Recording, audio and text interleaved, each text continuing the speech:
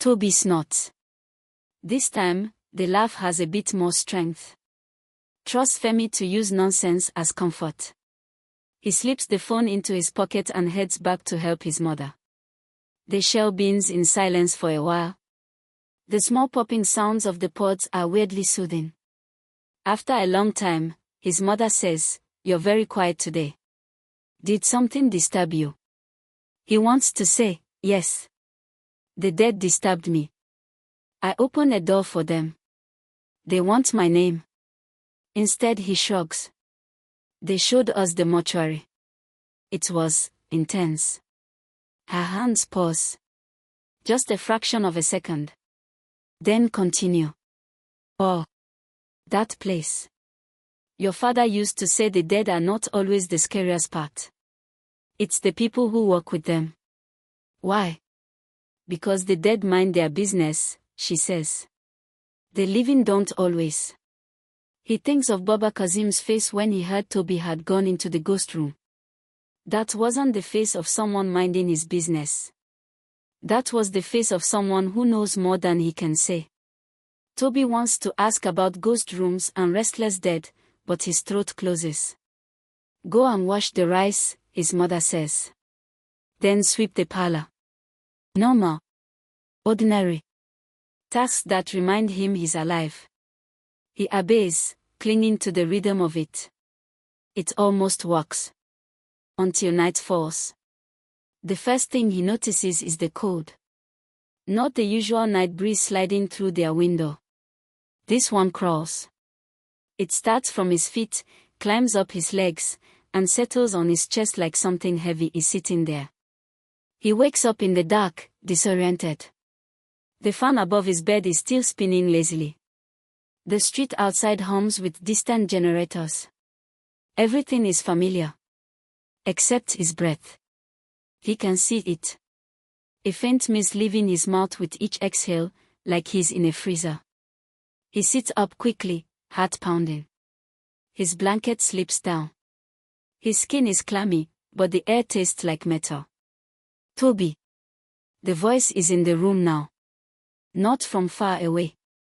Not inside his head. Right there. He doesn't want to look. Every part of him screams not to look. He looks. At first, he sees nothing. Just the glow of the streetlight slipping through the curtain, painting thin lines on the wall. Then, slowly, his eyes adjust. There is someone sitting on the chair by his desk. A boy. Maybe 16. Maybe younger. It's hard to tell, because something about him refuses to settle. His edges blur slightly, like smoke. But his eyes are clear. Too clear. He's wearing a hospital gown. It's stained in places Toby doesn't want to think about. A toe tag swings silently from his right foot where it rests on the floor. Toby recognizes his own name written on it. For a moment, the only sound is the fan clicking. "Who are you?" Toby whispers. His voice shakes. The boy tilts his head, studying him. Then he smiles, but the smile doesn't reach his eyes. "You already know," he says. "I'm what they made for you. I'm what that room kept for you." "That doesn't make sense," Toby croaks. "I'm not dead." The boy looks down at his own hands, flexing them slowly. "Not yet," he agrees. That is the problem. Silence stretches, heavy. "What do you want?" Toby asks. The boy's gaze snaps back to him. "Your place," he says simply. The word hits like a slap. "My, what?" "Your place. Your name. Your life." The boy gestures around the room. "These things. This bed. This air. They fit you, but they can fit me too." The ghost room doesn't like emptiness. It likes order. For every unclaimed death, it looks for a life that can be exchanged. And you walked in. Toby's heart stutters. "You're lying." "Am I?" The boy stands. The air gets colder. "Since you came home, How many times did you nearly die without noticing? The motorcycle. The road. The electric wire your mother moved from the wet floor just before you stepped on it. Coincidence? Toby's skin crawls. He hadn't seen the wire. You're clumsy. That's all, he says weakly. The boy laughs quietly. Keep telling yourself that. The more cracks appear, the easier it will be to slip into you when it's time. Time for what? For you to die, the boy says, like he's discussing homework. Not by my hand. That would break the rules. But accidents are easy. The world is full of sharp corners. Toby's chest tightens so much he struggles to breathe. He thinks of his mother in the next room. Her gentle snoring. Her plans for him. The way she still says, "my doctor," when she talks about his future. He can't die. He refuses. There must be another way, he whispers. Something else you want. For the first time, the boy's expression changes. Something like pain flickers across his face. There is something, he says slowly. But it is not up to you. It is up to justice. Justice. I didn't die the way the tag says, the boy murmurs. He touches the string around his toe like it offends him. They called it accident. But it wasn't. I was put there. Left there. Like trash. Nobody knew. Nobody cared. The ghost room keeps such stories. It waits for someone who can carry them out. Toby swallows. His throat is dry. What's your real name? The boy is silent for a long time. The fan keeps turning. Somewhere outside, a dog barks once, then stops abruptly. My mother called me there, he says finally. Aya there. The name hangs in the air, fragile and sharp. What do you want me to do, there? Toby asks, the word surprising even himself. Dare's eyes lose some of their flatness. For the first time, he looks almost human. Younger.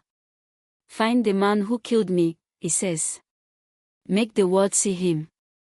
Then maybe the room will release my name. And it won't need yours. Toby stares. You expect me to investigate murder? I'm in SS2. You opened the door, Dare replies quietly. You stepped where no living person should. The dead cannot walk freely unless called, but you called. You think it is free. The code presses into Toby's bones. If I refuse, he asks, though he already knows he won't. Dare's eyes go dark again. Then we wait, he says. The accidents continue. Sooner or later, one will be successful. Maybe fire. Maybe car. Maybe sickness. You will sleep. I will step in. The world won't even know it lost you. That's how the exchange works. Clean. Silent. The thought makes Toby feel like he's standing at the edge of a cliff with someone's hand at his back. Tell me what happened, he whispers. Tell me everything. If you're lying, I'll know. Dare studies him for a long time. Then he nods once. He lifts a hand. The room darkens, like someone turned down the world. The shadows on the wall stretch, moving without the fan. Watch, Dare says. And remember you asked. The mortuary van appears first. Not the one from today. An older one. Paint peeling. Back door dented. Toby isn't in his room anymore. He's standing on a narrow street at night, invisible. The air smells of petrol and wet cement. Rain has just fallen. Dare stands beside him, but now he looks alive. Skin warm, eyes moving rapidly. He's wearing a school uniform soaked in sweat and something darker. His breathing is shallow. He keeps clutching his side. A man in a stained lab coat drags him from the back of the van. Another man helps. They grip Dare under his arms, ignoring his weak protest. Please, There are whispers. I'm not dead. Shut up, the older man mutters. His face is half hidden, but Toby sees enough. Heavy jowls. Patchy beard. Tired eyes that don't care. You were dead when they brought you. Clinic said no space. The family can't pay. Who will argue? I can still feel you, they aghast. I can hear you. I can. One of the men slaps his face. Reflex, he says dismissively. Dead bodies twitch. That's all. They haul him through a side entrance of the hospital. Not the front. Not where families cry and sign papers. Through the back, where rubbish and secrets go. They bring him into the ghost room. It's the same room Toby stepped into hours ago. Same smell. Same darkness. But now it's crowded. Shapes huddle in the corners. Some sit. Some hang. Candles burn low, leaving trails of smoke. Objects clutter the floor, old photographs, torn clothes, broken toys. The man lay there on a bare metal table in the middle. He groans, trying to move. Stop pretending, the older man grunts, securing a strap across their chest. They said he was running with street boys. Stab wound, no money, no relative. Body is body. Will he be used? The younger man asks, glancing uneasily at theirs moving fingers. If his type comes to claim, the older one mutters. Ritual, research, who knows? If not, he will stay here with the others until the room takes what it wants. The young man shifts. I know too like this place, Ogre. Then don't look too closely, the older one says. He scribbles on a tag. Hesitates. Then writes a cause of death that isn't true. Heart failure. He loops the tag around their toe, tightening it like a final decision. When they leave, they don't turn back. There lies there, breathing shallow. Tears leak from the corners of his eyes, roll into his hairline. His hands keep twitching. In the corners of the room, the other shapes shift. Eyes blink in the dark. Some are only half-formed, like they forgot what bodies feel like. They watch him with something between pity and hunger. You died unjustly, a voice says from the shadows. Not quite human. Not quite anything. We smell it. I didn't die, there are whispers, but the voice ignores him. The room will hold your pain, it says. Until it finds a name to balance it. The vision snaps. Toby is back in his room. His pillow. His desk. There is once again grey and still, hospital gown whispering around him. You see. Dea says softly. Nobody shouted. Nobody called my mother. Nobody wrote my real story. They dumped me in a room with others like me. Names that never reached the outside air. That room is where forgotten lives rot. Toby feels sick. Angry. Terrified. All at once. How am I supposed to find that man, he asks. Or your mother? I don't even know which hospital that was. You do, Dea says quietly. You walked its halls today. The words land like ice. No, Toby whispers. It could be any hospital. Lots of hospitals look like that. Dea gestures toward his own chest. The tag on his toe glows faintly, then another image flickers in the air between them, short, like a glitch. A signboard. Faded blue. The teaching hospital's name. The same they visited. Toby's heart sinks. Of all the schools in all the cities, their mamas, they brought you to the one that kept me. Silence swallows the room. Fine, Toby says, voice hoarse. I'll try. But if I do this, you stay away from my family. No accidents. No tricks. Dea's eyes soften. I cannot touch them, he says. Only you. Unless you drag them into it. Don't. Toby nods. That at least is something. One more thing, Dare adds. You can't do it alone. The living don't listen to one voice shouting about ghosts. You will need someone who believes you. Choose carefully. The room hasn't finished with your friends either. What does that mean? But Dare is already fading, his outline dissolving like smoke in wind. Wait, Toby says, reaching out, but his hand passes through empty air.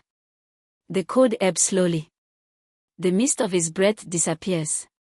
The room is just a room again. Toby is alone. Morning doesn't feel like morning.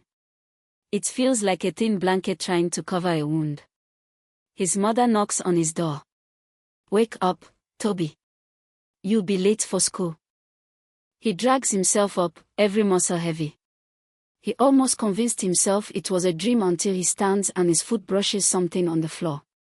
A small, damp footprint. Bare. Too small and too narrow to be his. Leading from the chair to the door. He scrubs it away with his towel until his hands ache. On the way to school, every step feels like he's walking towards something with its jaws already open. In class, the atmosphere is strange. People speak in low voices. Some desks are empty, students whose parents refuse to let them come today after hearing little bits about the mortuary trip. Femi drops into his seat beside Toby. You look like cops we stand up by mistake, he says. Thanks, Toby mutters. I had mad nightmare, Femi continues. Doors opening by themselves, bodies walking about like they are going to assembly. I nearly pee for bed. It was just a nightmare, Toby says quickly, maybe too quickly. You NKO? Femi asks. You sleep at all? Toby hesitates. Dare's voice echoes in his head. You can't do it alone. He looks at Femi. Loud mouth. Loyal. Foolish in a way that sometimes bends into courage. Femi, he says slowly, if I tell you something that sounds mad, will you laugh? Yes, Femi says immediately. But I may still believe you. So in whispered fragments, between classes, in the back corner of the empty laboratory, Toby tells him. He leaves out the part where he almost died twice. He doesn't mention the footprints, but he tells him about Dare. About the ghost room. About the injustice. Femi listens, eyes growing wider. He doesn't interrupt much. That alone proves he's taking it seriously. When Toby finishes, sweat dampens his palms even though the lab is cool. Femi is quiet for a long time. Guy, he says finally. This is either the best horror story I've heard, or you're in serious, serious trouble. I know, Toby mutters. Do you believe me? Femi sighs. I saw things too yesterday, he says. When the light flickered. One of the bodies opened its eyes and looked straight at me. I thought it was my brain. Now I'm not sure. So, Femi says, bracing his elbows on the table, if Ghost Boy wants justice, maybe give him justice before he collects your life like school fees. How? Toby snaps. You think I can just walk into the hospital and say, good morning, I need to investigate one dead boy from your secret ghost room? We have one person who actually works there, Femi says. Or near there. Toby frowns. Who? Your new best friend, Femi says dryly. Baba, ghost room Kazim. The idea hits them both at the same time. The attendant. The man who said too much and not enough. The one whose fear looked like someone who knows where the bodies are buried, literally. What will we tell him? Toby asks. The truth, Femi says. Or at least small part. Tell him you're having dreams about someone from that room. Give him the name. If he flinches, we know it's real.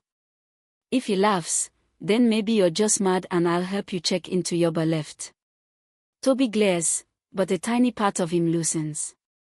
Femi's nonsense is an anchor. They agree to go after school. The hours crawl.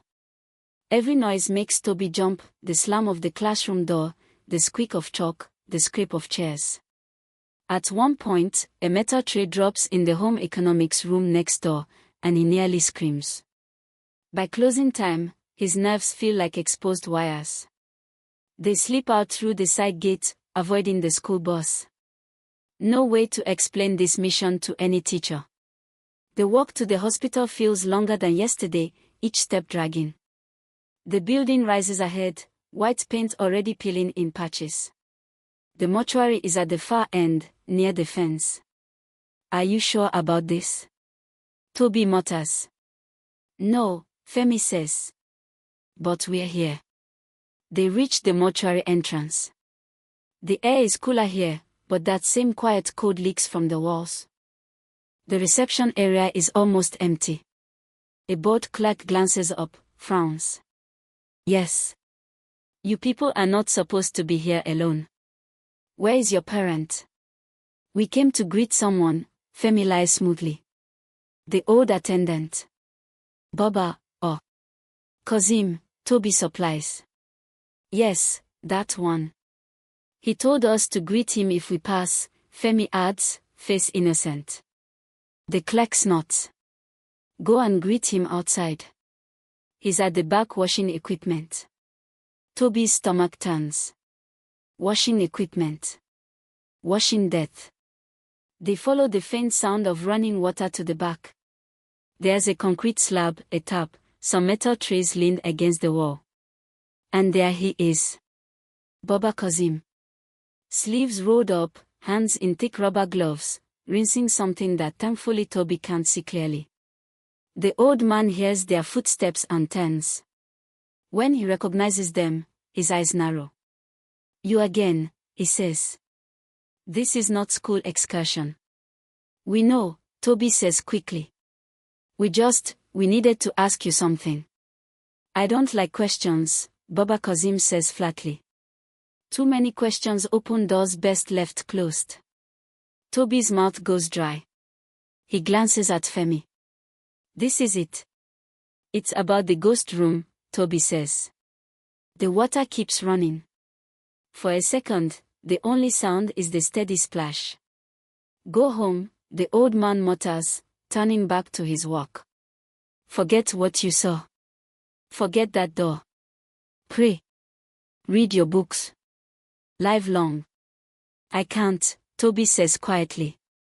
Because something from that room followed me. The gloves pause. Water splashes against metal. Slowly, very slowly, Baba Kazim turns again. His eyes look older than his face now. Don't say such things carelessly, he whispers. These walls have ears. I'm not saying it carelessly, Toby insists. His heart hammers, but their story pushes him on. His name is Adair. They called him Accident. He says it was not. He says you people dumped him there. The old man goes completely still. The tap keeps running. Femi shifts beside Toby but doesn't speak. For a long time, nobody moves. Then, with hands that suddenly look clumsy, Baba Kazim reaches for the tap and turns it off. The silence after the water stops is heavy. He pulls off his gloves slowly. Drops them in a bucket. You saw him, he asks, voice barely audible. Yes, Toby says. In dream. In my room, Toby says. Last night. The old man closes his eyes for a second, like he's listening to something they can't hear.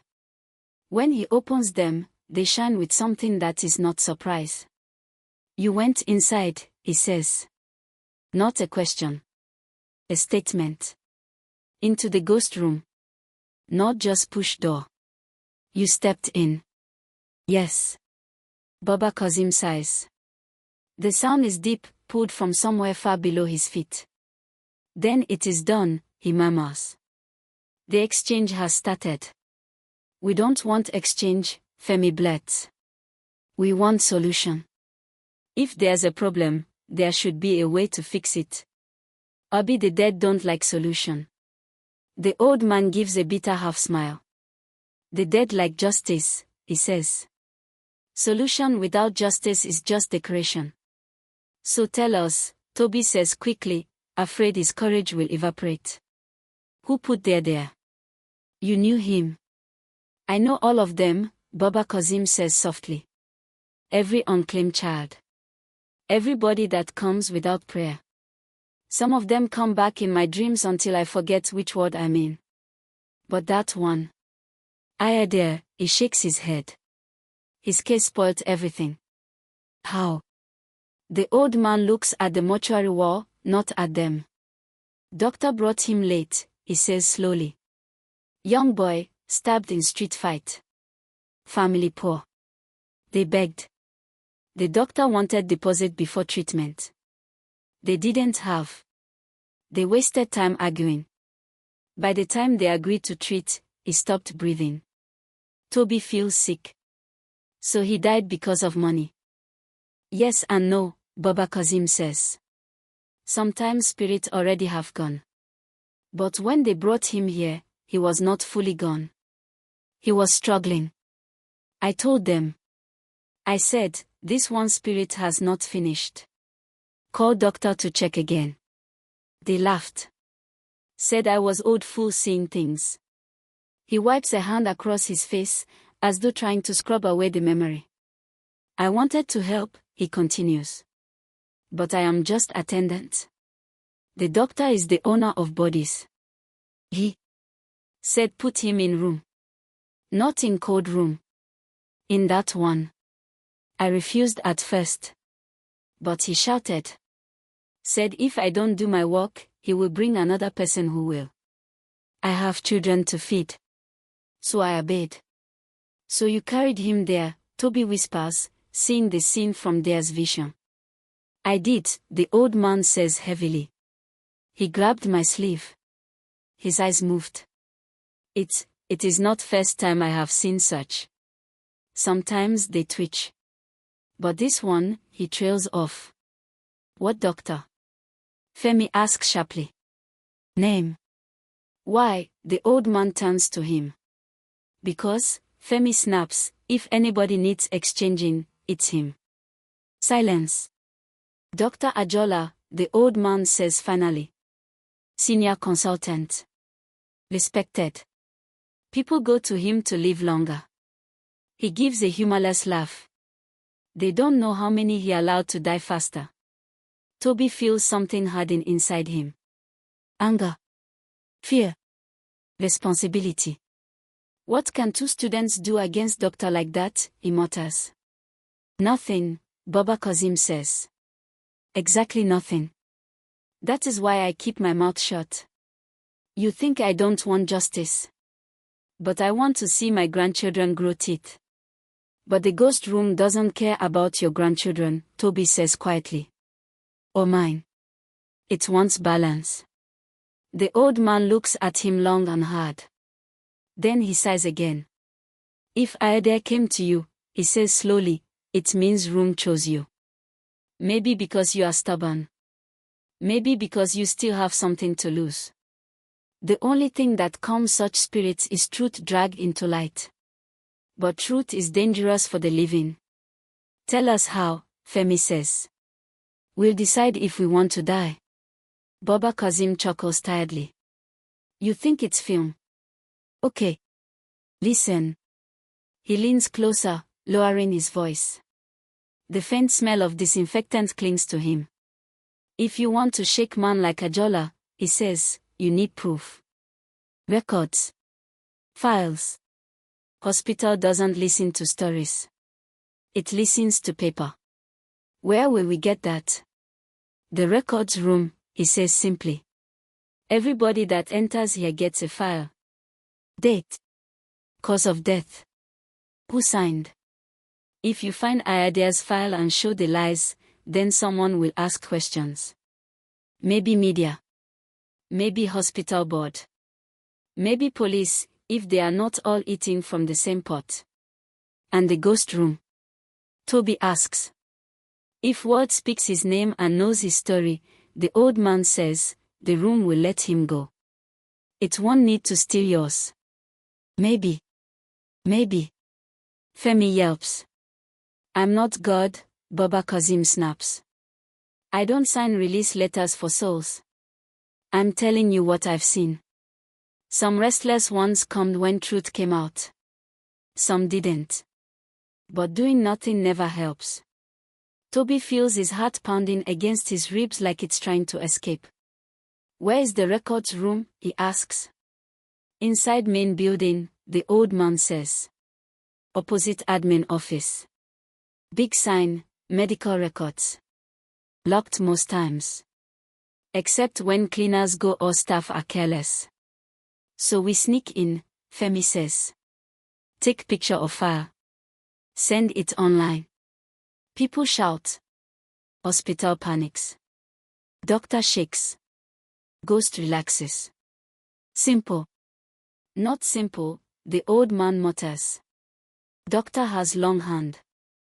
If he sees you near those files, you may find yourself joining your friend in that room faster than you planned. We won't let him see us, Toby says, surprising himself with how steady his voice sounds. We just need the file. The old man stares at him.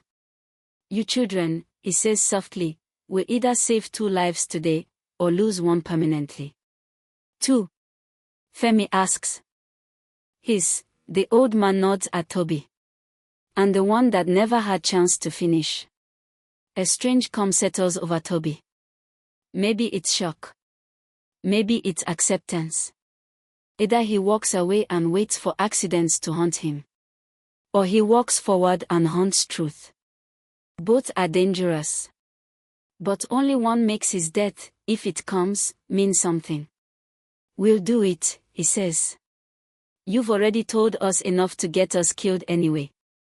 Baba Kazim laughs once, startled. You have mouth, he says. Good. Keep it. It will serve you. Now go, before someone sees you here and starts asking which relative you are burying. They turn to leave. Toby, the old man calls. He looks back. If you survive, Baba Kazim says quietly, never enter a room that says no entry for fun again. Some doors close to protect you, not to punish you. The words follow Toby as they walk toward the main building, toward medical records, toward a line between the living and the dead that he has already crossed once. The hospital corridors feel narrower today. Nurses move past them, focused on charts. Patients sit on benches, holding files, clutching bandaged arms. The building smells of disinfectant, sweat, and quiet hope. Act normal, Femi mutters. If you look guilty, they will escort us out personally. I always look guilty, Toby whispers back. There, Femi nods slightly. A door ahead, neatly labeled. Medical records. One clerk enters, pushes it open, and it swings almost shut behind her but not fully. The latch doesn't catch. Opportunity. Or trap. You first, Femi says. You're the idiot who suggested this, Toby counters. They argue in whispers for 2 seconds. Then the door opens again from inside as someone steps out talking on a phone, leaving it ajar. They don't think. They slip in. The records room smells of old paper and dust. Rows of shelves stretch out, packed with brown folders. A ceiling fan whirs lazily, stirring dust motes. Okay, Femi breathes. We are inside. Now how do we find one file in all this? It's like looking for one grave in cemetery. Toby moves to the nearest shelf. Files are arranged in sections, labeled by year. Dare didn't show me his date of death, he mutters. Did you see any calendar that night? No, Femi says. Ask him now. No. He doesn't just appear like that, Toby snaps. Then he freezes. On the end of the shelf, a file sticks out slightly, as if someone pulled it halfway and forgot to push it back. The corner of the tag attached to it has a smudge that looks eerily like a thumbprint. His heart thuds. He reaches for it. On the front, in black ink, Ayadea A. His fingers go cold. Femi swears under his breath. If this is a coincidence, I'll dye my hair pink. Voices drift from the corridor. Someone laughs. A trolley rattles past. Take pictures, Toby says, shoving the file open. The first page shows Dare's name, age, and a passport photo. Seeing his face alive on paper like that sends a jolt through Toby. It's the same boy who sat in his room. Same sharp eyes, but filled with light, not emptiness. Under cause of death, heart failure. Under admitting physician, Dear Ajola. Toby flips. Another note, family not reachable. Body unclaimed. You have your proof, Femi whispers. If his heart failed, why stab wound in your vision? He takes pictures quickly with his phone, capturing every page, every signature. His hands shake but he forces them calm. The voices outside grow louder. Someone is approaching. Close it, Femi hisses. Put it back exactly. Toby shoves the file carefully into its spot, aligning it with the others.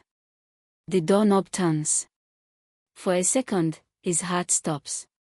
The door opens halfway. A nurse peers in, distracted, flipping through her own stack of files. She barely glances at them.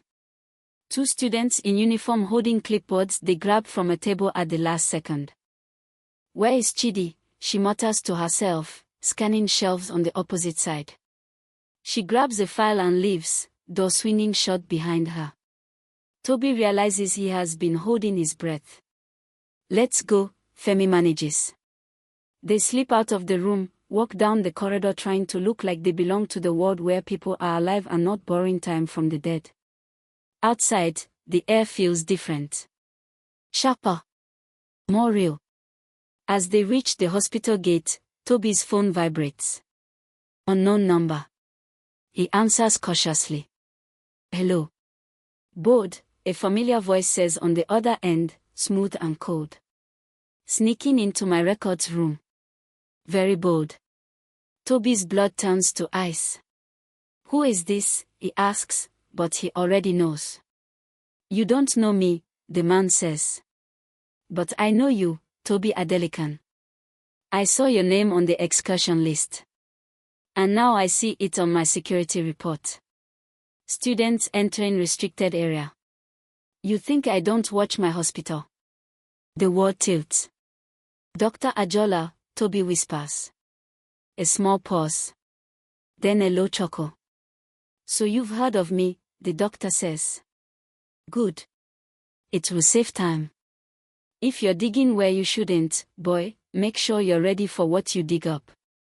Some truths don't like sunlight. They burn whoever carries them first. The line goes dead. Toby stares at his phone screen, heart racing so hard his chest hurts. Femi touches his arm. Who was that? The man who thinks he owns death, Toby says quietly. And now he knows my name too. As they step away from the hospital, a faint, cold hand slips into his again. This time he doesn't flinch. He knows it's there. And for the first time, the ghost grip feels less like a threat, and more like a desperate plea. Somewhere between the mortuary and his small, cluttered room, between the records they stole and the doctor who called, Toby understands something clearly. This is not just about escaping an exchange. It's about who deserves to live with their choices and who shouldn't get to hide them in rooms with no names. He doesn't know yet if he'll survive. He doesn't know if the ghost room will ever truly close for him. But he knows this. Some doors open for a reason. And until the world hears Ayadea's story, that black door will keep breathing, waiting for the next student curious enough, or foolish enough, to walk in and offer themselves instead. If you enjoyed this story, don't forget to like this video, comment what you learned from it, and share it with your friends and family who may need to hear it. And don't forget to subscribe so you can continue enjoying more captivating stories like this one.